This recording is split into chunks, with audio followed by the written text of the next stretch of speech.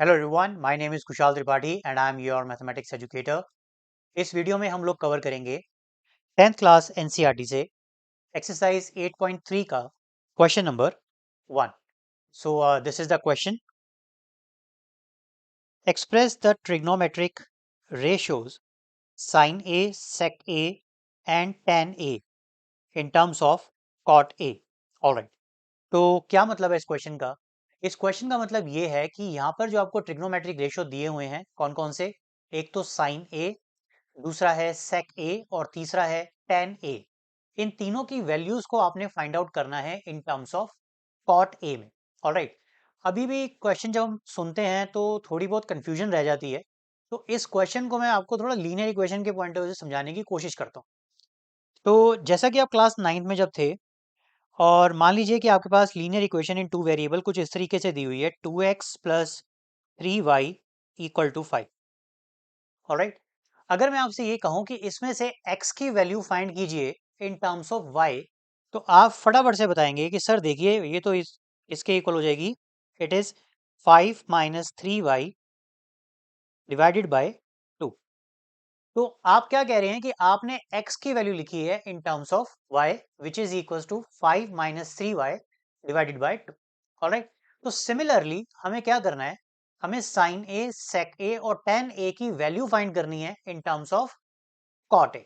Alright, so this is a question. अब हम इसको सॉल्व करके देखते हैं, इसको मैं कर देता हूं रब। ठीक है, तो सबसे पहले हम लोग पार्ट सॉल्व कर रहे हैं। फर्स्ट पार्ट हम करेंगे sine A in terms of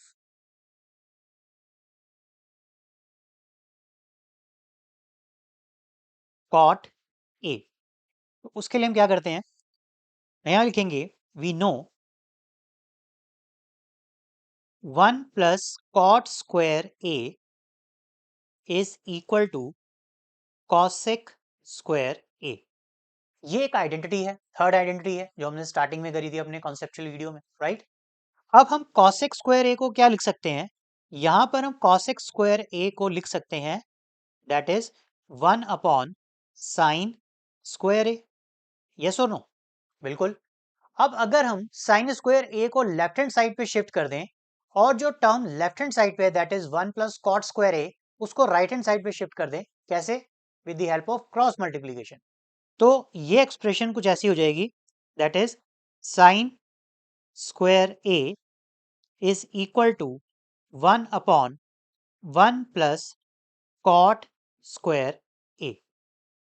yes, अब इसी के साथ साथ अगर अब आप दोनों तरफ ले लें स्क्वायर रूट, क्योंकि लेफ्ट हैंड साइड पे हमारे पास साइन स्क्वायर ए है, तो आप कह सकते हैं that is sine A is equal to 1 upon under root 1 plus cot square ए।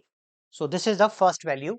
क्या किया हमने, साइन ए की वैल्यू फाइंड कर दी है in terms of cot A में, which is equal to sine A is equal to 1 upon under root 1 plus cot square A. वहीं अगर हम सेकंड बात करें, सेकंड हमें कन्वर्ट करना है सेक ए को, हम लिख लेते हैं sec A in terms of cot A. Alright, तो चलिए इसके लिए हम लोग क्या करेंगे, अपनी सेकंड आइडेंटिटी का इस्तेमाल करेंगे। तो सेकंड आइडेंटिटी हमारे पास क्या थी, आपको याद होगा जो थी हमारे पास, that is 1 plus tan square A is equal to sec square A. तो उसको आप लिख सकते हैं यहाँ पे, that is we know 1 plus tan square A is equal to sec square A.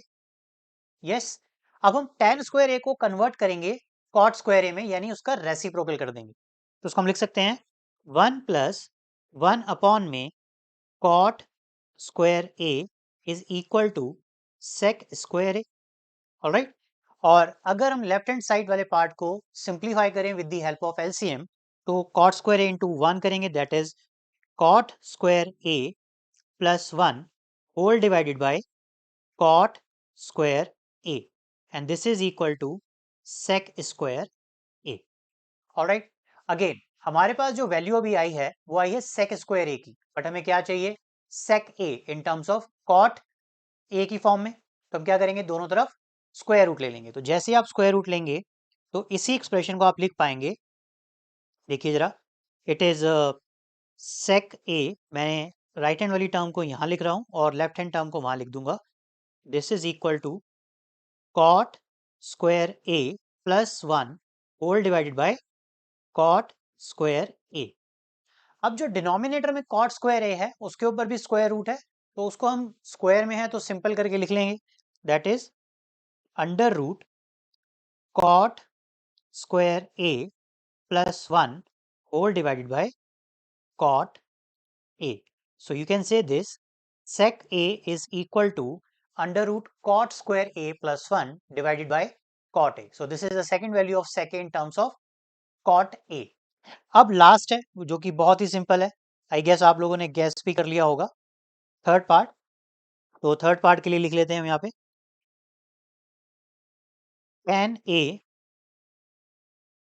in terms of cot A। तो आप ऑलरेडी जानते ही हैं कि जो tan A है और जो cot A है वो एक दूसरे के क्या हैं, रेसिप्रोकल हैं। तो बस डायरेक्टली लिख सकते हैं आप, tan A is equal to 1 upon cot A। So this is it. So ये तीन पार्ट्स थे इस क्वेश्चन में जो आपने अभी सीखे हैं।